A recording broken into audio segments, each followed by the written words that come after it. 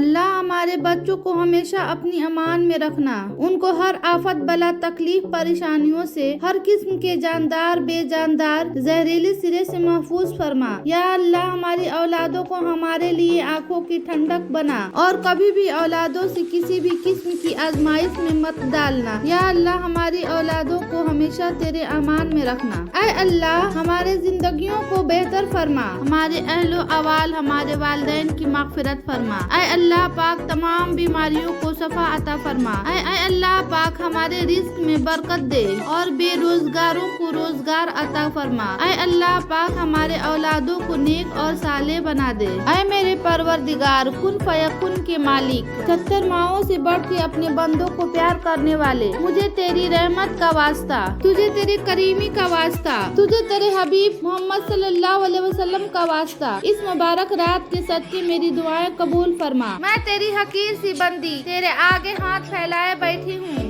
مجھے مایوس نہ لوٹا۔ میری برسوں سے ہر پل مانگی جانے والی دعا اپنی بارگاہ میں قبول فرما، آمین۔ اے میرے رب سب کے دلوں کی مراد پوری فرما، آمین۔ ایک فقیر دریا کے کنارے بیٹھا تھا۔ کسی نے پوچھا بابا کیا کر رہے ہو؟ فقیر نے کہا انتظار کر رہا ہوں کہ مکمل دریا بہہ جائے تو پھر پار کروں۔ اس آدمی نے کہا کیسی بات کرتے ہو بابا، مکمل پانی بہنے کا انتظار میں تو تم کبھی دریا پار نہیں کر پاؤ گی۔ فقیر نے کہا یہی تو میں تم لوگوں کو سمجھانا چاہتا ہوں کہ تم لوگ جو ہمیشہ یہ کہتے رہتے ہو کہ ایک بار گھر کی ذمہ داریاں پوری ہو جائیں تو پھر نماز پڑھوں گا، داڑھی رکھوں گا، حج کروں گا، خدمت کروں گا، جیسے دریا کا پانی ختم نہیں ہوگا ہمیں اس پانی سے ہی پار جانے کا راستہ بنانا ہے۔ اس سے زندگی ختم ہو جائے گی پر زندگی کے کام اور ذمہ داریاں ختم نہیں ہوں گی۔ بی بی اپنے شوہر کے ساتھ بیٹھ کر کھانا کھا رہی تھی کہ کسی نے دروازہ پر دستک دیا۔ بی بی نے جا کر دیکھا کہ کوئی فقیر ہے۔ بی بی نے کھانا اٹھایا کہ جا کر فقیر کو دے دے تو شوہر نے سختی سے منع کر دیا۔ اسی وجہ سے دونوں میں جھگڑا ہو گیا، اس حد تک کہ کچھ عرصے میں دونوں کی طلاق ہو گئی۔ کچھ عرصہ بعد عورت کی کسی دوسرے مرد سے شادی ہو جاتی ہے۔ ایک دن گھر میں دونوں میاں بیوی کھانا کھا رہے تھے، اچانک دروازے پر دستک ہوئی۔ بیوی نے جا کر دیکھا کہ کوئی فقیر ہے۔ بیوی گھر کے اندر آ کے فقیر کو کچھ اٹھا کر دے دے تو اس کی آنکھوں میں آنسو آ گئے تھے۔ شوہر نے پوچھا کیا بات ہے؟ بیوی نے کہا یہ فقیر جو دروازے پہ آیا ہے میرا پہلا شوہر ہے جو بہت مغرور اور متکبر تھا۔ اس نے دروازے سے فقیر کو کھانا دینے سے منع کیا تھا، آج وہ خود دروازے پر بھیک مانگنے آیا ہے۔ تو دوسرے شوہر نے بیوی سے کہا میں تمہیں کچھ بتانا چاہتا ہوں، وہ فقیر میں ہی تھا جس کو کھانا دینے کے لیے منع کیا گیا تھا۔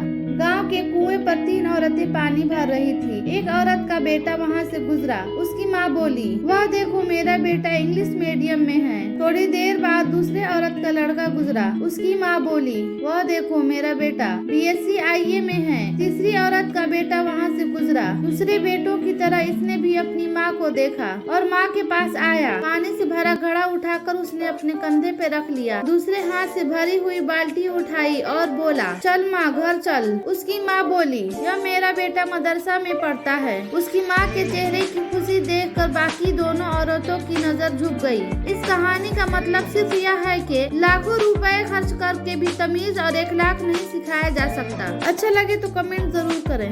استاد کلاس میں داخل ہوتے ہی بلیک بورڈ پر ایک لمبی لکیر کھینچ دی اور کہا تم میں سے کون ایک لکیر کو ہاتھ لگائے بغیر اسے چھوٹا کر دے۔ ساری کلاس خاموش ہو گئی کیونکہ استاد نے ناممکن بات کہہ دی تھی۔ سب نے کہا ناممکن ہے، لکیر کو چھوٹا کرنے کے لیے مٹانا پڑے گا، جو ہاتھ لگائے ممکن نہیں ہو سکتا۔ استاد صاحب نے گہری نظروں سے طلبہ کی طرف دیکھا اور کچھ کہے بغیر بلیک بورڈ پر ایک لکیر کے نیچے ایک لمبی لکیر کھینچ دی، جس کے بعد سب نے دیکھ لیا کہ اب پہلے والی لکیر چھوٹی نظر آ رہی ہے۔